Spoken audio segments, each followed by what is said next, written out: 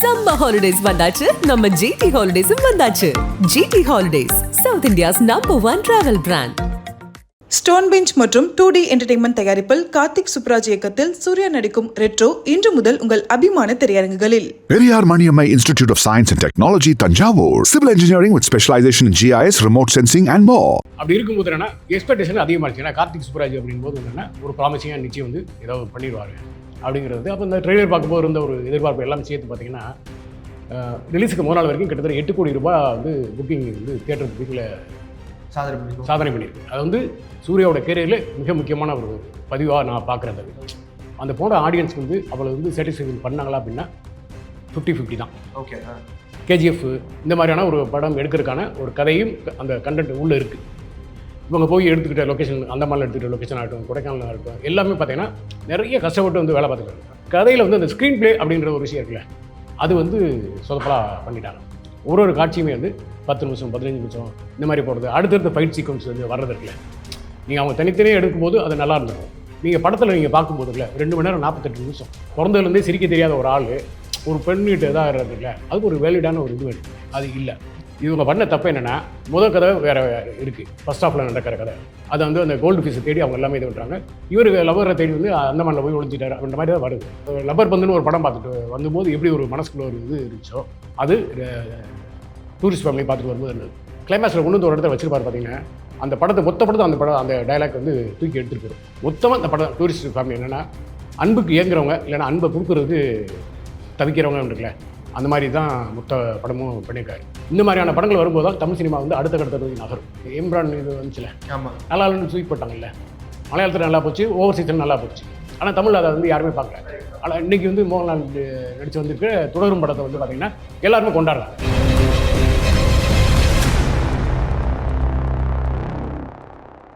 சூர்யா அவர்களுடைய முந்தைய தியேட்டர்கள் ரிலீஸை வந்துட்டு இன்னைக்கு நம்ம நிறைய எதிர்பார்த்துருப்போம். அது சரியா சில சமயத்தில் போகாதனால ரெட்ரோக்கு மிகப்பெரிய எதிர்பார்ப்பு இருந்துச்சு. அண்ட் படம் பார்த்த எல்லாருமே அவங்க ரிவ்யூஸை கொடுத்துட்டு இருக்காங்க. சிலது மிக்சட் ரிவ்யூஸாக வருது, பாசிட்டிவ் ரிவ்யூஸாக வருது. நீங்கள் கண்டிப்பாக படம் பார்த்துருப்பீங்க. உங்களுடைய கருத்து சார்? ஆக்சுவலாக வந்து கங்குவா வந்து பார்த்தீங்கன்னா வந்து அந்த படம் ரிலீஸ் டைமில் வந்து பார்த்தீங்கன்னா 1000 கோடி போகும், 2000 கோடி போகும், பயங்கர ஹைப்பு கிரியேட் பண்ணாங்க. இந்த முறை வந்து என்னன்னா அந்த மாதிரி எந்த ஹைப்புமே கிரியேட் பண்ணலை. அப்புறம் என்ன பிஸ்னஸ் பண்ணியிருக்காங்க அப்படின்றதுல அது யாருக்குமே சொல்லவங்களும் எந்த இது ஓப்பனும் இல்லை. ஓகே. இப்போ நீங்கள் வந்து பொதுவாக வந்து ஒரு படம் வந்து ரிலீஸ்க்கு முன்னாடி வந்து பார்த்தீங்கன்னா பெரிய ஆர்டிஸ்ட் படங்கள் வந்து என்னென்னா ஓடிடி என்ன போயிருக்கு, தியேட்டர்கள் என்ன போயிருக்கு, சேட்டலைட் இதெல்லாம் வந்து ஒரு பிஸ்னஸ் இருக்குல்ல. இந்த படத்தில் வந்து ரொம்ப சேஃபாக வந்து அதை வந்து வெளியில் வரவிடாமல் பார்த்துக்கிட்டாங்க. அப்படி இருக்கும்போது என்னென்னா எக்ஸ்பெக்டேஷன் அதிகமாக இருந்துச்சு. ஏன்னா கார்த்திக் சுப்ராஜ் அப்படிங்கும்போது வந்து என்னென்னா ஒரு ப்ராமிசிங்காக நிச்சயம் வந்து ஏதாவது பண்ணிடுவார் அப்படிங்கிறது. அப்போ இந்த ட்ரெய்லர் பார்க்கும்போது இருந்த ஒரு எதிர்பார்ப்பு எல்லாம் சேர்த்து பார்த்தீங்கன்னா ரிலீஸுக்கு முதல் நாள் வரைக்கும் கிட்டத்தட்ட 8 கோடி ரூபாய் வந்து புக்கிங் வந்து தியேட்டர் புக்கிங்கில் சாதனை பண்ணியிருக்கு. அது வந்து சூர்யாவோட கேரியரில் மிக முக்கியமான ஒரு பதிவாக நான் பார்க்குறேன். அது அப்போது என்னென்னா ஆடியன்ஸ் வந்து அந்த படம் நல்லாயிருக்கும்னு ஒரு நம்பி போனாங்களே, அந்த போன ஆடியன்ஸ்க்கு வந்து அவளை வந்து சாட்டிஸ்ஃபேக்ஷன் பண்ணாங்களா அப்படின்னா 50-50 தான். ஓகே. ஏன்னா சில 2K கிட்ஸ்க்கு வந்து எனக்கு வந்து படம் ஓகே அப்படிங்கிறாங்க. பாக்கி ஆட்கள் வந்து எனக்கு படம் வந்து பயங்கர மொக்க, அது கங்குவாவே பரவாயில்ல அப்படிங்கிற ரேஞ்சுக்கு கம்பேரிசன் வந்துட்டாங்க. ஓகே. எனக்கு என்னென்னா அந்த படத்தில் வந்து என்னென்னா ஆக்சுவலாக வந்து கதையாக பார்த்தீங்கன்னா வந்து உங்களுக்கு வந்து ஒரு இந்த கேஜிஎஃப் இந்த மாதிரியான ஒரு படம் எடுக்கிறதுக்கான ஒரு கதையும் அந்த கண்டென்ட் உள்ளே இருக்குது. இவங்க போய் எடுத்துக்கிட்ட லொக்கேஷன், அந்தமானில் எடுத்துக்கிட்ட லொக்கேஷன் ஆகட்டும், கொடைக்கானல் ஆகட்டும், எல்லாமே பார்த்தீங்கன்னா நிறைய கஷ்டப்பட்டு வந்து வேலை பார்த்துக்கிறாங்க. சூர்யாவெலாம் பார்த்தீங்கன்னா நீங்கள் கங்குவாவோட இதுக்கு பார்த்தீங்கன்னா அதிக எஃபர்ட் போட்டிருக்காரு. நீங்கள் ஃபைட் சீக்வன்ஸ் எல்லாம் பார்த்தீங்கன்னா வந்து அவ்வளோ பிரமாதமாக பண்ணியிருப்பாரு. நீங்கள் அதெல்லாமே துண்டு துண்டாக பார்க்கும்போது பார்த்தீங்கன்னா ரொம்ப வியப்பாகவும் ரொம்ப ஆச்சரியமாகவும் இருக்குது. அவ்வளோ எஃபர்ட்ஸ் போட்டிருக்காங்க. அது வந்து ஜோசு சார்ஜாக இருக்கட்டும், அந்த வில்லன் நடிகர்கள் நாசர் எல்லாருமே பார்த்தீங்கன்னா உங்களுக்கு வந்து அவ்வளோ பிரமாதமாக பண்ணியிருக்காங்க. பட் என்னென்னா கதையில் வந்து அந்த ஸ்க்ரீன் பிளே அப்படின்ற ஒரு விஷயம் இருக்குல்ல, அது வந்து சொதப்பலாக பண்ணிட்டாங்க. ஒரு காட்சியுமே வந்து 10 நிமிஷம் 15 நிமிஷம் இந்த மாதிரி போகிறது. அடுத்தடுத்த ஃபைட் சீக்வன்ஸ் வந்து வர்றது இருக்குல்ல, நீங்கள் அவங்க தனித்தனியாக எடுக்கும்போது அது நல்லா இருந்திருக்கும். நீங்கள் படத்தில் நீங்கள் பார்க்கும்போது இல்லை 2 மணி நேரம் 48 நிமிஷம் கோர்வையாக பார்க்கும்போது கொஞ்சம் லேக் ஆகுது ஆகிற மாதிரி இல்லை, லேக் ஆகுது. ஓகே, சரியா? அது போக அந்த படத்தோட பெரிய மைனஸ் அப்படிங்கிறது வந்து 2:48 டூரேஷன் வச்சு. நீங்கள் ஒரு 2.5 மணி நேரம் 2:20 பண்ணியிருந்தாங்கன்னு வச்சுக்கலேன், படம் பிரமாதமாக போயிருக்கும். அதை மிஸ் பண்ணிட்டாங்க. அண்ட் இன்னொன்று சார், இப்போ படம் பார்த்த எல்லாருமே இது வந்து கிருஷ்ணர் பேஸ் பண்ண ஸ்டோரி மாதிரி இருக்கே, இது ஆல்ரெடி நாங்கள் படிச்சதா இருக்கே, நாங்கள் பார்த்ததா இருக்கே, எங்களுக்கு அது அப்படியே நீங்கள் கொஞ்சம் மாடர்னைஸ்டாக பண்ண மாதிரி இருக்கே அப்படின்ற மாதிரி ஒன்று சொல்கிறாங்க. அப்போ கார்த்திக் சுப்ராஜ் அவர்களும் நாங்கள் எதிர்பார்த்தது வேறு எதுனா இப்படி இருக்கே அப்படின்ற மாதிரி நிறைய கமெண்ட்ஸ் வருது சார். அதை பற்றி உங்கள் கருத்து? இல்லை, அது என்னென்னா அதை கடைசியாக தான் ஓப்பன் பண்ணுறாங்க. நீங்கள் வந்து என்னென்னா கார்த்திக் சுப்ராஜ் வந்து என்னென்னா அவருடைய ஸ்டைல் அப்படின்றது நல்லா இருக்குன்றதுல படம் ஓப்பனிங் பண்ணும்போது தூத்துக்குடியில் வந்து 1960 அப்படின்னு கதை ஆரம்பிக்குது. ஆமாம் ஆமாம் ஆமாம். நீங்கள் அந்த மேக்கிங் அந்த கலர் டோன் இருக்கு பார்த்தீங்களா, நம்ம உண்மையிலேயே ஒரு இங்கிலீஷ் படம் பார்க்க போகிறோம் அப்படின்ற மாதிரியான ஒரு மைண்ட் செட் வந்து கொண்டு வர செட் பண்ணிட்டாங்க. அடுத்தடுத்து வர காட்சிகள் எல்லாமே அப்படி தான் போகுது. அதுக்கப்புறம் பார்த்தீங்கன்னா அந்த மேரேஜ் ஆரம்பிக்காங்களே ஒரு 15 நிமிஷம் 16 நிமிஷம் அந்த மேரேஜில் வந்து பார்த்தீங்கன்னா டயலாக்ஸ் இருக்கும், டான்ஸ் இருக்கும், அப்புறம் அந்த ஃபைட்டு இந்த மாதிரியான எல்லாமே இருக்குது. அதெல்லாம் ரொம்ப லென்த்து. ஸோ அந்த மாதிரி போகும்போதுனா ஆடியன்ஸ் வந்து டயர்டாக ஆரம்பிக்கலாம். அப்புறம் வந்து நீங்கள் வந்து செகண்ட் ஹாஃப் வர ஆரம்பித்து போகும்போது ஒரு கதை போகுதுல. ஏன்னா முதல்ல வந்து கோல்டு ஃபிஷ் காணும்னு சொல்லி ஒரு பஞ்சாயத்து பண்ணி காதலுக்காக வந்து அவ்வளோ பெரிய இதை ரவுடிஸை விட்டுட்டு ஒருத்தர் வர்றாரு அப்படின்போது எங்கே அவர் அந்த காதல் வந்து இதாச்சுன்னா அந்த ஸ்ட்ராங்காக இல்லை. வந்து இவங்களை வந்து அந்த ஹீரோ ஹீரோயின் வந்து அதை சீனா வரும்போது நல்லா இருக்கு. ஆனால் இவ்வளோ பெரிய டானா இருக்கிற ஒரு ஆள் வந்து அதை வேணான்னு சொல்லி தூக்கி போகிறதுக்கு ஒரு சாலிடான ஒரு வேல்யூ. எந்த ஒரு இதில் மொமெண்ட் 2 பேரும் அவங்க அவ்வளோ க்ளோஸ் ஆனாங்க. எனக்கு வந்து என்ன பிறந்ததுலேருந்தே சிரிக்க தெரியாத ஒரு ஆள் ஒரு பெண்ணிட்டு இதாக இருக்குல்ல, அதுக்கு ஒரு வேலிடான ஒரு இது வேணும். அது இல்லை. நீங்கள் செகண்ட் ஹாஃப் முழுக்க படம் பார்த்துட்டு இருக்கும்போது பார்த்தீங்கன்னா செகண்ட் ஹாஃபில் டுவர்ட்ஸ் த கிளைமேக்ஸ் வந்து சூர்யா யார், எதுக்கு இந்த கதை நடக்குது, அவன் எப்படி வந்து தூத்துக்குடி போனான்றது எல்லாமே சொல்கிறாங்க. இதை நீங்கள் ஓப்பன்லேயே சொல்லியிருந்தீங்கன்னா ஆடியன்ஸ் வந்து ஒரு மைண்ட் செட் வந்து அதை ஃபாலோ பண்ண ஆரம்பிச்சிருப்பாங்க. இவங்க பண்ண தப்பு என்னென்னா முதல் கதை வேறு இருக்குது, ஃபர்ஸ்ட் ஹாஃபில் நடக்கிற கதை. அதை வந்து அந்த கோல்டு ஃபிஷை தேடி அவங்க எல்லாமே இது பண்ணுறாங்க. இவருக்கு லவரை தேடி வந்து அந்தமானில் போய் ஒழிச்சிட்டாரு அப்படின்ற மாதிரி தான் வருது. ஆனால் அந்த கடைசி நேரத்தில் இது வரும்போது ஆடியன்ஸுக்கு வந்து ஓப்பன் பண்ணி வரும்போது சப்புன்னு முடிஞ்சு போச்சு. அந்த எந்த எக்ஸ்பெக்டேஷனும் இல்லாமல் அதை முடிச்சிருக்கல, அதை கிருஷ்ணர் அப்படின்ற ஒரு விஷயத்த இருக்குல்ல, அது வந்து கொஞ்சம் சப்புன்னு தான் இருக்குது. ஓகே. அண்ட் மோரோவர் சார் இப்போ சூர்யா அவர்களுக்கு ஒரு இப்போ எப்படி சொல்கிறாங்க ஒரு கம்பேக்காவோ இல்லை தியேட்ரிக்கல் ரிலீஸில் நல்ல ஒரு பாசிட்டிவாக ஒரு கலெக்ஷனாவோ பாக்ஸ் ஆஃபீஸ் நம்பர் நல்ல ஒரு ரிசல்ட்ஸாக இருக்குமா சார் இந்த படம்? இல்லை, அவங்களுக்கு என்னென்னா ரெவன்யூவாக லாபம் வந்துடும். ஓகே. ஏன்னா நீங்கள் வந்து நாளைக்கு வந்து ஓடிடி வரும்போது இந்த குறைகள்லாம் கட் பண்ணி ட்ரிம் பண்ணி ஒன்று பண்ணிடுவாங்க. அது ஒரு பெரிய விலைக்கு போகும். நீங்கள் வந்து படம் பார்க்க முடியாமலாம் கிடையாது. நீங்கள் சொல்கிற நிறைய பேர் சொல்கிற மாதிரி பெரிய மொக்கை நீங்கள் உட்காரவே முடியாது அப்படிங்கிறதுலாம் கிடையாது. லென்த்து ஜாஸ்தின்றதுனால உங்களுக்கு அந்த டிஸ்டர்பன்ஸ் வரையை தவிர நீங்கள் கரெக்டாக லென்த்தை குறைச்சிட்டிங்கன்னா படம் வந்து ஸ்கிரிப்பாக இருக்கிறதுக்கான வாய்ப்பு இருக்குது. அண்ட் கார்த்திக் சுப்ராஜ் அவர்களுடைய பேட்டர்ன் வந்து யூஸ்வல் டெம்ப்ளேட்டாக செட் ஆயிடுச்சு. பார்க்குறவங்களே வந்து ஓகே இது அடுத்து இதான் நடக்க போகுது, இப்படி தான் இருக்க போகுது. ஏன்னா நம்ம பல படங்களில் அவருடைய ஸ்டைல் பார்த்த உடனே அண்ட் ஒரு டேரக்டருக்கு ஒரு டெம்ப்ளேட் இருக்குல்ல சார், அதுதான் அவர் ஃபாலோ பண்ணுறாரு. ஆனால் இதுவே நெகட்டிவாக மக்கள் சொல்லும் போது அது கொஞ்சம் எப்படி பார்க்குறீங்க? இல்லை அப்படி கிடையாது. நீங்கள் வந்து தமிழ் சினிமா தொடங்கின காலத்துலேயே பார்த்தீங்கன்னா நீங்கள் பாலச்சந்தருக்கு ஒரு அவருடைய படங்களில் டெம்ப்ளேட் இருக்கும், பாரதி ராஜாவுக்கு ஒன்று இருக்கும், ஸ்ரீதருக்கு ஒன்று இருக்கும், மகேந்திரனுக்கு ஒன்று இருக்கும், பாலாஸ்ரீல ஒன்று இருக்கும். இப்படி ஆரம்பிச்சிங்கன்னா வெற்றிமாறன் பார்த்தீங்கன்னா அவருடைய பேட்டர்ன் இருக்குது. நெல்சன் உங்களுக்கு வந்து லோகேஷ் கனகராஜ் இவங்களை பார்த்தீங்கன்னா அவங்களுக்கு ஒரு பேட்டர்ன் இருக்குல்ல, அது மாதிரி இது இவரோட பேட்டர்ன். அது நம்ம குறை சொல்ல முடியாது. அந்த பேட்டர்ன் அது என்னென்னா அது வந்து ஒரு எப்படி சொல்கிறது ஒரு இங்கிலீஷ் படம் மாதிரியான ஒரு ட்ரை பண்ணுறாரு. அந்த காலத்து டோனு அந்த எல்லாமே பார்த்தீங்கன்னா பண்ணுறாரு. ஸ்கிரிப்டை கரெக்டாக கான்செப்ட் பண்ணாருன்னா நிச்சயம் வந்து ஒரு பெரிய படமாக அமைஞ்சிருக்கும் இந்த படம். அண்ட் கங்குவாவுடைய அந்த ஒரு நெகட்டிவ் இதை வந்து லைக் அதை ஆஃப் பண்ணுறதுக்காக சுட சீக்கிரமாக ரிலீஸ் பண்ணி அப்படி பண்ணனால லைட்டாக கொஞ்சம் சொதப்பி இருக்குமா, இல்லை என்ன காரணமாக இருக்கும் சார்? என்ன வேகமாக பண்ணனால ஏதாவது? இல்லை, வேகமானது என்னென்னா எனக்கு தெரிஞ்சு வந்து என்னென்னா இதில் ஒரு மைனஸாக பார்க்குறது என்னென்னா பேர் சொல்ல விரும்பல, சில இயக்குநர்கள்லாம் வந்து என்னென்னா சக்ஸஸ்ஃபுல்லாக இருக்கிற இயக்குநர்கள் வந்து எடிட்டிங்கில் வந்து எடிட்டிங் டேபிளில் வந்து ரொம்ப பொறுமையாக பண்ணுவாங்க. வந்து ஒரு ஆர்டர் பண்ணி பார்த்துருவாங்க. பார்த்துட்டு ஒரு ஃப்ரெண்ட்ஸுகளை கூப்பிட்டு நெருக்கமாக அது உரிமையோட வந்து கருத்து சொல்கிற ஃப்ரெண்ட்ஸ் இருக்காங்களே அவங்களும் க்ளோஸ் ரிலே இது இருப்பாங்கல்ல, அந்த மாதிரி ஆட்களை கூப்பிட்டு அதை வந்து போட்டு காட்டுவாங்க. போட்டு காட்டி வந்து என்னென்னா கெட்ட வார்த்தை சொல்லி இது நல்லா இல்லைடா, அதெல்லாம் தூக்குதெல்லாம் உட்காந்து தேட்டரில் எழுந்திரிச்சு போகிறாங்க அப்படின்னு சொன்னாங்கன்னா அந்த சீனை உருவி எடுத்து வச்சுட்டு மறுபடியும் ஒரு சின்ன ட்ரிம் பண்ணி அடுத்த வெர்ஷன் ரெடி பண்ணுவாங்க. வேற ஒரு ஃப்ரெண்டை கூப்பிட்டு பண்ணுவாங்க. இப்படியே வந்து போட்டு ஒரு 10-15 முறை போட்டு காமிச்சிட்டு அதில் அவங்க என்ன சொல்கிறாங்கன்னு வச்சு அதுக்கப்புறம் ஒரு ஃபைனல் உடச்சி வந்து அது தேட்டருக்கு வரும்போது ஸ்கிரிப்பாக இருக்கும். இப்போ இவங்க என்ன பண்ணுறாங்கன்னா ஒரு ஸ்பாட் எடிட்டிங் ஒன்று பண்ணிடுறாங்க. ஓகே. கார்த்திக் சுப்ராஜ் குரூப் என்னன்னா ஸ்பாட் எடிட்டிங் பண்ணுறாங்க. பண்ணி முடிச்சு வைண்ட் அப் பண்ணுறாங்களே, லாஸ்ட் நாள் ஷூட்டிங் முடிஞ்சு வரதில்ல, 3ஆவது நாள் டப்பிங் ஆரம்பிச்சிடறாங்க. நீங்கள் அப்படி வரும்போது நீங்கள் படம் பண்ணுறீங்க, நீங்கள் ஸ்கிரிப்ட் பண்ணுறீங்க அப்படின் போது நீங்கள் செய்கிற எல்லாமே சரின்னு தான் தோணும்.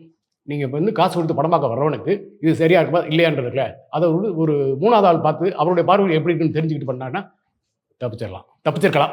புரியுது. அதாவது இதுதான் அவங்க தவற விடுறது. இந்த இடத்துல தான் அவங்க வந்து எடிட்டிங் டேபிளில் ஒரு படம் வந்து உருவாகுது தான். இது பாலுமந்திரா பலமுறை சொல்லியிருக்காரு. நீங்கள் வந்து எடிட்டிங்கில் தான் நீங்கள் ஷூட்டிங் ஸ்பாட்டில் எடுக்கிறத தாண்டி எடிட்டிங்கில் என்ன பண்ணுறீங்களோ அதுதான் படமாக வந்து நிற்கும் அப்படின்னு சொல்லுவார். அதில் அவங்க கொஞ்சம் கோட்டை விட்டாங்க. Okay sir. அண்ட் தமிழ் சினிமாவில் வந்து இப்போ ஒரு ஃபீமேல் லீட்ஸ் எல்லாம் வச்சு பண்ணுறாங்கன்னா அவங்களுக்கான ஸ்கோப் கொஞ்சம் கம்மியாக தான் இருக்கும் பெண்களுக்கு, அவங்க அந்த ஃபீமேல் ஹீரோயின்ஸ் எல்லாமே. ஸோ அப்படி பார்க்கும்போது வந்துட்டு இந்த படத்தில் பூஜா ஹெக்டேக்கான ரோல் எப்படி சார் இருக்கு? ஓகேவா? இல்லை ஓகே தான். பட் என்னன்னா அந்த பொண்ணு வந்து இன்னும் கொஞ்சம் அழகாக காமிச்சிக்கலாம். எப்பயுமே ரொம்ப டல்லாக டஸ்கி டோனில் காமிச்சிக்கலாம். அது அவ்வளவு தூரம் காட்ட வேண்டிய தேவையில்லை. ஏன்னா அந்த பொண்ணு ஒரு டாக்டர். ஸோ அதனால் அந்த சின்னதாக ஒரு பிரைட்னஸ் இருந்துச்சுங்களா இன்னும் கொஞ்சம் நல்லா இருந்துக்குமோ அப்படின்னு தோணுது. மற்றபடி அங்கங்கே வந்து சில காமெடிகள் ஜெயராம் வர போர்ஷன் இந்த மாதிரி எல்லாம் கொஞ்சம் ஓகே தான். அதான் நீளம் வந்து இந்த படத்தை வந்து டிஸ்டர்ப் பண்ணிடுச்சு. இயக்குனராக கார்த்திக் சுப்ராஜ் அவர்களுடைய வேலை பர்ஃபெக்டாக பண்ணாரா சார்? இல்லை எப்படி பெர்ஃபெக்டாக பண்ணியிருக்காரு. அதெல்லாம் வந்து இல்லை. அந்த ஸ்கிரிப்டில் வந்து கோட்டை விட்டு அது அந்த எடிட்டிங்கில் அந்த ஆர்டர் கொஞ்சம் மாற்றி பண்ணியிருந்துக்கணும். பண்ணியிருந்தானே இப்போ ஒரு நல்ல படமாக வந்திருக்கும். அண்ட் இதுக்கு ஈக்குவலாகவே வந்து லைக் டூரிஸ்ட் ஃபேமிலி அதே மே டேல வந்து ரிலீஸ் ஆச்சு. ஸோ அதுக்குமே நல்ல ரெஸ்பான்ஸ் வந்திருக்கு. அண்ட் நீங்கள் சொன்ன மாதிரி முன்னாடி அவங்க அந்த ப்ரொமோஷன்ஸ்லாம் பண்ணாங்களே சார், லைக் தியேட்டர் ஓனர்ஸாக இருக்கட்டும், நிறைய பீப்புள்ஸ்லாம் போட்டு காமிச்சு அந்த ரெஸ்பான்ஸை வச்சு அண்ட் அது ஒரு பாசிட்டிவ் ஃபீட்பேக்காக மாற்றி வேர்ட் ஆஃப் மவுத்தில் படத்தை வந்து சக்ஸஸ்ஃபுல்லாக ரன் பண்ணிட்டு இருக்காங்க. படம் பார்த்துருப்பீங்க, படம் எப்படி சார்? படம் பார்த்தேன், மனசுக்கு ரொம்ப நிறைவாக இருந்துச்சு. ஏன்னா நீங்கள் வந்து லப்பர் பந்துன்னு ஒரு படம் பார்த்துட்டு வந்தபோது எப்படி ஒரு மனசுக்குள்ள ஒரு இது இருந்துச்சோ அது டூரிஸ்ட் ஃபேமிலி பார்த்துட்டு வரும்போது இருந்தது. இதில் என்ன பெரிய ஆச்சரியப்பட வேண்டிய விஷயம் என்னென்னா, அபிஜித் ஜித்தி அந்த பேர் நினைக்கிறேன், யார்கிட்டையுமே ஒர்க் பண்ண கிடையாது, இண்டிபெண்டன்ட் ஃபில்ம் மேக்கர். ஒரு படத்தை எடுத்திருக்காரு. அது வந்து என்ன, ஒரு சீரியஸாக ஒரு ஸ்ரீலங்காலேருந்து வந்து வர்ற ஒரு அகதி குடும்பம் அப்படின்ற ஒரு இதில் வந்து ஆரம்பித்து ஒரு கதை சொல்கிறார். எங்கேயுமே வந்து பார்த்தீங்கன்னா படம் தொடங்குறதுலேருந்து ஆரம்பித்து முடிகிற வரைக்கும் பார்த்தீங்கன்னா ஒரு இடத்துல கூட லேக் கிடையாது. இந்த கேரக்டர் வந்து இந்த படத்துக்கு அனாவசியம், இந்த டயலாக் தேவையில்லாது, இது கூடுதலாக இருக்குது, அப்படி எந்த இதுவுமே இல்லாமல் 100% பெர்ஃபெக்டாக ஒரு படத்தை பண்ணுறதுன்னா இந்த படம் டூரிஸ்ட் ஃபேமிலியை சொல்லலாம். ஏன்னா சசிகுமார், சிம்ரன் அவங்க பசங்க 2 பேரும் ராமேஸ்வரத்துலேருந்து இதில் வந்து கிளம்பி ஸ்ரீலங்காவிலேருந்து கிளம்பி ராமேஸ்வரம் வந்து இறங்கி வழக்கம் போல் வந்து போலீஸ் பிடிச்சிருவாங்க. உங்களுக்கு தெரியும், நீங்கள் இலங்கை அதில் வந்து சிக்கல் வரும்ல. ஆனால் அவர் ஒரு நல்ல போலீஸாக இருக்கார், ரமேஷ் திலக்கு விட்டுறாரு. விட்டுட்டா அவங்க வந்து ராமேஸ்வரம் வந்து கிளம்பி சென்னையில் வந்து ஒரு அப்பார்ட்மெண்ட்டில் போய் குடியிருக்காங்க. அப்பார்ட்மெண்ட் குடியிருக்கிறதே பார்த்தீங்கன்னா ஒரு டூப்ளிகேட் டாக்குமெண்ட் போட்டு அதில் போய் இருக்கிறது. அப்புறம் வந்து அவங்களுக்கு இது ஆதார் கார்டு வாங்குறது, ரேஷன் கார்டு வாங்குறது, இந்த இது ஓட்டர் ஐடி, இந்த மாதிரியான எல்லாமே டூப்ளிகேட் இதுவாங்க வழக்கமாக பண்ணுறது. அங்கே இருக்க பிரச்சனைகளை கொஞ்சம் சுவாரஸ்யமாக காமிச்சிருக்காங்க. சிக்கல் என்னன்னு பார்த்தீங்கன்னா, உங்களுக்கு வந்து இவங்க பேசுகிற மொழி வந்து ஸ்ரீலங்கன் பாஷையாக இருக்கும். அப்பார்ட்மெண்ட்டுக்குள்ளே நீங்கள் அப்படி பேசுனீங்கன்னா தெரிஞ்சு வருவதற்காகவே அந்த இது யார்ட்டையும் பேசாதான்னு சொல்லி யோகி பாபு சொல்லிட்டு போயிருப்பார். ஆனால் அந்த டைலாக் இருக்குல்ல, கிளைமேக்ஸில் கொண்டு வந்து ஒரு இடத்துல வச்சிருப்பார். பார்த்தீங்கன்னா அந்த படத்தை மொத்த படத்தை அந்த டைலாக் வந்து தூக்கி எடுத்துகிட்டு போயிடும். அந்த பாஷைன்னு இருக்குல்ல, ஸ்ரீலங்கன் பாஷைன்னு இருக்குல்ல, அது வந்து இது பண்ணியிருப்பாங்க. மொத்தமாக அந்த படம் டூரிஸ்ட் ஃபேமிலி என்னென்னா, அன்புக்கு இயங்குறவங்க இல்லைன்னா அன்பை கொடுக்குறதுக்கு தவிக்கிறவங்க இருக்குல்ல, அந்த மாதிரி தான் மொத்த படமும் பண்ணியிருக்காரு. அந்த குட்டி பையன் இது சசியோட பையனாக வர குட்டி பையன்லாம் பார்த்தீங்கன்னா அட்டகாசமான காமெடி. அங்கங்கே வந்து பார்த்தீங்கன்னா ஒரு சிக்கல் நேரும்போது, கதைக்குள்ள ஒரு சிக்கல் நேரும்போது அந்த பையன் உள்ளே வந்து அதை அப்படியே டோட்டலாக மாற்றுறதுக்குல அது ரொம்ப ஹைலைட்டு. அது வந்து படம் முழுக்க ஜாலியாக. அது வந்து பொதுவாக ஸ்ரீலங்கன் அகதிகள் அப்படின்னு வச்சுங்களேன், நீங்கள் வந்து பெரிய துயரமான ஒரு காட்சிகள், வன்முறை, இந்த மாதிரி ரத்தம் தெரிக்கிறது அப்படின்னு சொல்லி போட்டு நம்ம போட்டு கசைக்கு புளிஞ்சு வெளியில் அனுப்பாங்க. ஆனால் அந்த படம் வந்து தொடங்கிலிருந்து வெளியில் வந்து பார்த்து முடிச்சு வரும்போது மனசுக்கு திருப்தியாகவும் சந்தோஷமாக நீங்கள் வெளியில் வரலாம். அதுக்கு 100% நான் உத்தரவாதம் தரேன். அண்ட் ஒரு அறிமுக இயக்குனர் வந்து இப்படி ஒரு சென்சிட்டிவான டாபிக் டச் பண்ணும்போது கண்டிப்பாக அவருக்கான ப்ரெஷர்ஸ் கண்டிப்பாக இருக்கும்ல சார், அது எப்படி ஈஸியாக ஹேண்டில் பண்ணாரு? அது இல்லை ப்ரெஷர் கண்டிப்பாக இருக்கும். இப்போ நான் ஏற்கனவே சொன்ன மாதிரி அவருடைய நண்பர்கள் வட்டம் இருக்குல்ல, அவங்ககிட்ட என்னன்னா, இப்போ உங்களுக்கு வந்து நான் லப்பர் பந்து சொன்னேன், அந்த இயக்குனருமே என்னென்னா நான் பட்ட கஷ்டத்தை வெளியில் சொல்ல தேவையில்லை அப்படின்னு சொன்னார். அதே மாதிரி இவர் வந்து இந்த ஸ்கிரிப்டுக்காக பண்ண கஷ்டம் இருக்குல்ல, அது வந்து நண்பர்கள்ட்ட பேசியிருப்பாரு. அவங்க எல்லாமே சேர்ந்து இந்த ஏதோ ஒரு வடிவத்துக்கு கொண்டு வந்திருப்பாங்க. ஸோ அதுதான் இன்றைக்கி வந்து ப்ளஸ்ஸாக வந்து நிற்கிது. எனக்கு என்னென்னா இதில் ரொம்ப ஆச்சரியமாகவும் பாராட்டப்பட வேண்டியதுன்னா இந்த தயாரிப்பாளருக்கு. ஏன்னா ஒரு இண்டிபெண்டன்ட் ஃபில்ம் மேக்கர் ஒருத்தர் கதை சொல்லி வரும்போது நம்பி எடுக்கிறதுக்குல இந்த மாதிரியான படங்கள் வரும்போது தான் தமிழ் சினிமா வந்து அடுத்த கட்டத்தை நோக்கி நகரும். அதுக்கு இந்த மாதிரியான தயாரிப்பாளர்கள் வேணும், இந்த இயக்குநர்கள் வேணும். அண்ட் இந்த ப்ரொடக்ஷன் பேனருமே அவங்க தயாரிக்கிற ஒரு படமும் வந்து யூனிக்காக இருக்குது சார், $1 million அவங்க. அதே மாதிரி இப்போ சசிகுமார் அவர்களும் சாய்ஸ் ஆஃப் சூசிங் ஸ்கிரிப்ட் வந்துட்டு பயங்கரமாக இருக்குது. அவர் தனித்துவமாக தெரியுறாப்புல. ஸோ இதெல்லாமே ஒரு ஸ்ட்ராட்டஜியா சார், பக்காவா நம்ம ஒரு படம் கொடுத்தாலும் நச்சுன்னு கொடுக்கணும் அப்படின்ற ஒரு ஸ்ட்ராட்டஜியோட ப்ளே பண்ணிட்டு இருக்காங்க. கண்டிப்பாக நீங்கள் வந்து இயக்குனர் மகேந்திரன் வந்து பார்த்தீங்கன்னா அவர் பண்ண படங்கள் பார்த்தீங்கன்னா ஒரு 6-7 படம், அதிகபட்சம் ஒரு 10-12 படத்துக்குள்ளே தான் இருக்கும். ஆனால் இன்றைக்கும் இந்திய சினிமாவில் நீங்கள் வந்து ஒரு டாப் 100 ஒரு லிஸ்ட் எடுத்தீங்கன்னா அவரோட படம் இல்லாமல் நீங்கள் அந்த லிஸ்ட்டு போடவே முடியாது. ஸோ நீங்கள் லிமிட்டாக படம் பண்ணாலும் நல்ல படம் பண்ணணும்னு இருக்குல்ல, அந்த மாதிரி ஆட்கள் இந்த வரலாம். ஓகே. அண்ட் இந்த ஈரால அது ரொம்ப கம்மி. அது இப்போ இருக்க இதில் வேகமாக படம் பண்ணிட்டு இருக்க சமயத்தில் இவர் சூஸ் பண்ணி இப்போ பர்ஃபெக்டாக லேண்ட் பண்ணுறதுல இந்த மாதிரி ஒரு சில இல்லை என்னன்னா, உங்களுக்கு வந்து மலையாள சினிமா, கன்னட சினிமா, தெலுங்கு, ஹிந்தி, மராட்டிலாம் பார்த்தீங்கன்னா இன்னைக்கு கதைக்கு முக்கியத்துவம் இல்லை, வெப் சீரிஸு படங்கள் வந்து நிறையா பண்ணுறாங்க. இங்கே தமிழ் சினிமாவில் ஒரு சாபாக்கேடு என்னன்னு கேட்டிங்கன்னா, எல்லாமே பெரிய ஹீரோ, பெரிய இயக்குனர் அப்படின்னு ஒரு காம்பினேஷன். இதுக்கு முந்தைய ஒரு ஹிட் கொடுத்த காம்பினேஷன் இருக்குல்ல, அப்படி காம்பினேஷன் வச்சுக்கிட்டு நீங்கள் 300 கோடி 400 கோடி 500 கோடி படம் பண்ணும்போது அந்த படம் ஃப்ளாப் ஆச்சுன்னா மொத்த இண்டஸ்ட்ரியும் பாதிக்கப்படும். ஆனால் இந்த மாதிரியான டூரிஸ்ட் ஃபேமிலி மாதிரி இல்லை லப்பர் பந்து மாதிரியான படங்கள், சின்ன பட்ஜெட்டில் படங்கள் வந்துச்சுன்னா நிறைய படங்கள் நடக்கும், இண்டஸ்ட்ரிக்கு வந்து ஒரு பெரிய வளமான ஒரு இது கிடைக்கும். ஸோ அதை வந்து இப்போ இயக்குனர் ப்ரொடியூசர்கள் வந்து முன்னெடுக்கணும். இப்போ வர இயக்குநர்கள் அதை செய்ய தயாராக இருக்காங்க. நிறைய நானே பார்த்துக்க ஸ்கிரிப்ட் வந்து நிறைய ஸ்கிரிப்ட் கேட்டிருக்கேன். ஆனால் அவங்களுக்கான வாசல் திறக்கிறதுக்கு எங்கேயுமே ஆள் இல்லை. திறந்தா அந்த மாதிரி டூரிஸ்ட் ஃபேமிலி மாதிரி ஒரு நல்ல படங்கள் வரதுக்கான வாய்ப்பு நிறையாவே இருக்குது. அண்ட் பிற ஸ்டேட்ஸ்ல ரிலீஸ் ஆகிற படங்கள் எல்லாமே தமிழ் சைடில் வந்து ரொம்ப தூக்கி கொண்டாடுறாங்க சார். பட் நம்ம சைடில் வந்து ஏதாவது எக்ஸ்பெரிமெண்ட் பண்ணாலே லைக் அதை பேஷ் பண்ணுற மாதிரி பார்க்கறது எப்படி சார் பார்க்குறீங்க? ஏன்னா இப்போ மோகன்லால் நடிச்ச இப்போ ஒரு படம் பார்க்கும்போது தமிழில் வந்து ஈக்குவலாக கொண்டாடிட்டு இருக்காங்க. ஆனால் இங்கே நடிக்கிற படங்களில் வந்து கொஞ்சம் வெளியும் சொல்ல தயங்குறாங்க, பேசவும் மாட்டேங்கிறாங்க சார். அதை பற்றி வேர்ட் ஆஃப் மவுத்தே இல்லை. என்னன்னா உங்களுக்கு நீங்கள் இன்னொரு படத்தை வந்து பார்க்கும்போது அந்த படங்கள் பெர்ஃபெக்டாக இருக்குன்றனால தான் அதை சொல்கிறாங்க. நீ எந்த படமாக தான் சரி, நீங்கள் வந்து அதர் லாங்குவேஜ் இருந்துச்சு நம்ம லாங்குவேஜ். இப்போ என்னன்னா இதில் சசிகுமார் இந்த சிம்ரன் இந்த மாதிரி ஆட்கள் தான் நமக்கு தெரியும். அந்த இயக்குனர் பற்றி நமக்கு யாருக்குமே தெரியாது. இதுக்கு முன்னாடி அவர் நம்ம சந்திச்சு கிடையாது, அவர் யாரோட என்ன பேக்ரவுண்ட் கூட தெரியாது. ஆனால் படம் வந்து நிறைவேறும் போது அவர் நம்ம கொண்டாடுறோம்ல. அந்த மாதிரி தான் நீங்கள் மற்ற லாங்குவேஜ் படங்கள் வரும்போது நல்லா இருக்கும்போது கொண்டாடுறாங்க. இப்போ இதுக்கு முன்னாடி வந்து எம்ரான் இது வந்துச்சுல, ஆமாம், நல்லா இல்லைன்னு தூக்கி போட்டாங்கல்ல. மலையாளத்தில் நல்லா போச்சு, ஓவர்சீஸில் நல்லா போச்சு. ஆனால் தமிழ் அதை வந்து யாருமே பார்க்கல. ஆனால் இன்னைக்கு வந்து மோகன்லால் நடிச்சு வந்திருக்க தொடரும் படத்தை வந்து பார்த்தீங்கன்னா எல்லாருமே கொண்டாடுறாங்க. ஸோ நம்ம ஆடியன்ஸோட ரசனை முழுக்க மாறிடுச்சு. எனக்கு என்ன கொரோனா காலகட்டத்துக்கு அப்புறம் வந்து நிறைய அந்த வீட்டில் இருந்த காலகட்டத்தில் ஓடிடி அப்போ தான் வந்த புதுசில் எல்லாருமே ஓடிடியில் படம் பார்த்து ரசனைத்தன்மை மாறிடுச்சு. அவங்களுக்கு ஏற்ற படத்தை கொடுக்கறதுக்கு இங்கே இயக்குநர்கள் கம்மியாக இருக்காங்க. சில பேர் தான் அந்த ரசனைக்குள்ள படங்கள் எடுக்கக்கூடிய இயக்குனர் இருக்காங்க. அவங்களுக்கு போதிய வாய்ப்பு கிடைக்கிறது பெரிய துயரம். Okay sir. அண்ட் ரெட்ரோவா டூரிஸ்ட் ஃபேமிலி சார், எது இந்த மே 1 ஓரளவுக்கு பாசிட்டிவ் ரெஸ்பான்ஸ் மக்களிடையே கிடைச்சிருக்கு அப்படின்ற மாதிரி? 100% டூரிஸ்ட் ஃபேமிலி தான், அது மாற்றமே கிடையாது. அண்ட் சூர்யா அவர்களுடைய முந்தைய படங்கள் இதை வச்சு அடுத்து இப்போ சூர்யா 45க்கு ஒரு எக்ஸ்பெக்டேஷன் இருக்குது சார். அண்ட் இப்போ இதை வச்சு ஒரு 50-50 இருக்கும் போது அதோடைய பிஸ்னஸ் மார்க்கெட்டிங் ஏதாவது கொஞ்சம் லைக் பிரச்சனையாக இருக்குமா? லைக் ஏதாவது இல்லை, அவங்களுக்கு பிரச்சனைகளாக வராது. ஏன்னா அவங்கள பொறுத்தவரைன்னா நிறைய வந்து ஃபினான்சியலாகவும் சவுண்டாக இருக்காங்க. அவர் அவ்வளோ சீக்கிரம் வந்து அவருக்கு கீழே இறங்கி போகிற அளவுக்கு இல்லை. அடுத்தது இது என்னென்னா வேற ஒரு திட்டம் வச்சுருக்காங்க. என்னென்னா இந்த படங்கள்லாம் பண்ணும்போது ஸ்கிரிப்ட் கேட்டது, இதை டிசைன் பண்ணது அப்படின்ற சில இது இருக்குல்ல, அவங்களுக்கும் சூர்யாவுக்கும் கொஞ்சம் பஞ்சாயத்தில் இருக்குது. ஓகே, சரியா? இந்த இடத்துல சொல்கிறேன், அந்த 2D கம்பெனியே வந்து வேற நிறுவனமாக மாறப்போகுது அப்படின்றத ஒரு தகவலை இந்த இடத்துல பதிவு பண்ணி, வேற ஒரு பேராக மாறப்போகுது. இதுக்கப்புறம் பார்த்தீங்கன்னா சூர்யா வந்து கவனமாக பண்ணும். அடுத்த படம் நிச்சயம் வந்து நீங்கள் இந்த நடந்த தப்புகள் இல்லை இதெல்லாம் இல்லாத ஒரு நல்ல படமாக சூர்யா கொடுப்பார். அப்போ உள்ளுக்குள்ளேயே இருக்க ஒரு சிக்கல், அந்த ஒரு ப்ரெஷர்னால தான் இந்த சாய்ஸ் ஆஃப் சூசிங் ஸ்கிரிப்டா சரி அவருக்கு? ஆமாம். ஓகே. அவங்க அப்போ அதான் மும்பையில் போய் ஒரு ப்ரொடக்ஷன் கம்பெனி, அது வேற, அது வேற. இது கூடிய சீக்கிரம் உங்களுக்கு வந்து இந்த தகவலாக வந்து சேரும். Okay sir. அண்ட் இப்போ மே மாதத்தில் வந்து வேற படங்கள், நிறைய படங்கள் வந்துட்டு இருக்கு. அதுலேயும் குறிப்பாக மாமன் வெர்சஸ் டிடி ரிட்டர்ன்ஸ் 2 அப்படின்றது. அண்ட் இப்போ எப்படி சார் சூர்யா அவர்களுடைய ட்ராக்கே வேற மாதிரி ஆயிடுச்சு, கதை நாயகனா மாதிரி இப்போ ஒரு குடும்பங்கள் கொண்டாடும் நடிகராக ஆகிட்டு இருக்காருல. அண்ட் எப்படி சார் இப்போ மாமனும் அதே மாதிரி தான், லைக் ஒரு ஃபேமிலி என்டர்டைன்மெண்ட் ட்ராமா மாதிரி தான், அது அந்த அளவுக்கு ஒர்க் அவுட் ஆகும் சார்? இப்போ நீ வந்து சூர்யா வந்து கொட்டுக்காளி, கருடன், அப்புறம் வந்து விடுதலை இதெல்லாம் பண்ண ஒரு சீரியஸான ஒரு காமெடியிலேருந்து சீரியஸான ஒரு ஆர்டிஸ்ட்டாக போயிட்டார். இப்போ இந்த படம் வந்து மாமன் படம் பார்த்தீங்கன்னா சீரியஸாக இருக்கும், முழுக்க படம் முழுக்க வந்து காமெடி. ஏன்னா அது வந்து அந்த பையன் மாமன் இது வந்து ஒரு அக்கா மகனை வந்து இவர் கூட்டு தருவார். அக்கா மகனுக்கு என்ன பிரச்சனை வந்தாலும் நான் தான் பார்த்துக்குருவேன் அப்படின்னு, தாய் மாமனா நான் தான் கூட நிற்பேன் அப்படின்னு சொல்லுவார்.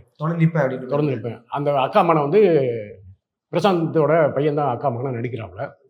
படம் முழுக்க காமெடி. அவன் பண்ணுற சேட்டைகள் இருக்குல்ல, சேட்டைனால இவர் வந்து சூரிக்கு என்னெல்லாம் வந்து சிக்கல் வருது அப்படிங்கிறது, அதை எப்படி வந்து அதுலேருந்து தப்பிச்சு வர்றாரு, எப்படி இது உண்டாருக்குல்ல, அப்படி ஒரு சீரியஸ் ப்ளஸ் காமெடி அப்படின்னு தான் பண்ணியிருக்காங்க.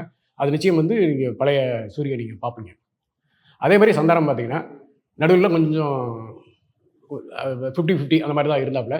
இந்த இது ப்ராமிசிங்காக இருக்குது. ரொம்ப ட்ரெய்லர் பார்க்கும்போது பார்த்தீங்கன்னா அந்த பெரிய ஆர்டிஸ்ட் படங்களுக்கான இருக்குல்ல, அதுக்கான ஒரு மேக்கிங். நீங்கள் வந்து ஹிட்டு ஃபார்மேட்னு தமிழ் சினிமாவில் ஒன்று இருக்குல்ல, நீங்கள் அரண்மனை, காஞ்சனா இந்த மாதிரியான ஒரு ஃப்ரான்ச்சைசி மாதிரி அடுத்தடுத்து அந்த மாதிரி இருக்குல்ல, அந்த மாதிரியான ஒரு இதுக்குள்ளே தான் அந்த கதையை பண்ணியிருக்காரு. இந்த ட்ரெய்லர் பார்க்கும்போது அப்படியே தெரியுது. நீங்கள் வந்து கம்ப்ளீட்டாக ஹாரர் இருக்குது, காமெடி இருக்குது, சஸ்பென்ஸ் இருக்குது, எல்லாமே வந்து பண்ணியிருக்காங்க. அதனால் இந்த படம் வந்து சந்தானத்துக்கு பெரிய கம்பேக்காக இருக்கும். சூரியன் சந்தானம் அவர்கள் 2 பேருமே கொமெடியனாகி கதை நாயகனா மாறி இருக்காங்க சார். ஆனால் சூர்யா அவரோட ட்ராக்கை வந்து ரொம்ப அழகாக பிடிச்சி லைக் நேர்த்தியாக உட்காரச்சு, ஓகே இவர் வந்து எல்லா விதமான ஒரு இதுவே ஹேண்டில் பண்ணுவார் அப்படின்னு ஒரு நம்பிக்கை கொடுத்தாரு. ஆனால் சந்தானம் அவர்கள் இன்னும் அந்த காமெடி ஜானருக்குள்ளேயே லைக் லாக் ஆன மாதிரி இருக்கா சார் பார்க்கும்போது? இந்த சூரிக்கு வந்து வெற்றிமாறன் மாதிரி, துரை செந்தில் மாதிரி வந்து இயக்குநர்கள் அமைஞ்சாங்க. இவருக்கு அது அமையலை. ஒருவேளை இவருக்கு வந்து பயமாக கூட இருக்கலாம். ஏன்னா நம்ம மாதிரி சீரியஸாக போட்டால் நம்மளை ஏற்றுக்குவாங்களா அப்படின்ற ஒரு இது இருக்குல்ல. சந்தானத்துக்கு அந்த பயம் கூட இருக்கு. நமக்கு சேஃபாக நமக்கு இந்த இதிலே போயிடலான்னு கூட நினச்சிக்கலாம். உண்மையிலே சந்தானம் பெரிய நடிகர், நல்ல இது. ஆனால் அவருக்கு அந்த கதை அமையலைன்னு தான் எனக்கு தோணுது. அண்ட் விலங்கு படத்தோட இயக்குனர் தான் மாமன் பட இது டேரக்டர். அண்ட் விலங்கு அப்படின்ற ஒரு சக்ஸஸ்ஃபுல் வெப் சீரிஸ் கொடுத்தோம், அடுத்து ஒரு படம் லாக் ஆகி அதோட ட்ராக் பிடிக்கிறதுக்கு எதுக்கு சார் ஒரு வெற்றி கொடுத்த ஒரு இயக்குனருக்கே அந்த நிலைமையா கொஞ்சம் டைம் எடுக்குமா சார் ஒரு ப்ராசஸ் அமையறதுக்கு? இல்லை நீங்கள் என்னன்னா லிங்கம்னு ஒரு வெப் சீரிஸ் வந்து நடந்துருக்கு. தூத்துக்குடி நடந்த ஒரு கபடி பிளேயர் பற்றின ஒரு கதை. விகடன் டெலிவிஷன்ஸ் தான் அதை பண்ணுறாங்க. ஸோ அந்த படத்துக்கு வந்துன்னா சங்கரோட அசிஸ்டன்ட் வந்து வெப் சீரிஸ் வந்து இயக்குறாரு. பிரசாந்த் வந்து அதோட ஷோ ரன்னர்.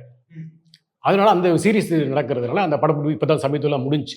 ஸோ அதில் போயிட்டு கான்சென்ட்ரேட் பண்ணி வந்ததுனால தான் இந்த இடைவெளியை தவிர ஒரு வெற்றிக்கும் இதுக்குமான இடைவெளி கிடையாது. ஓகே, வேற ப்ராஜெக்ட்ல கமிட் ஆனாலும் அதுக்கான ஒரு வேலைகள் நடந்திருக்கு, அதுக்கும் இதுக்கும் லிங்க் இல்லை அப்படின்னு. ஆமாம், அதனால முடிச்சுட்டு இப்போ இந்த படத்துக்கு வந்திருக்காரு. அடுத்தடுத்து தமிழ் சினிமாவில் பெரிய நடிகர்களுடைய படங்கள் ரிலீஸ் ஆக போகுது.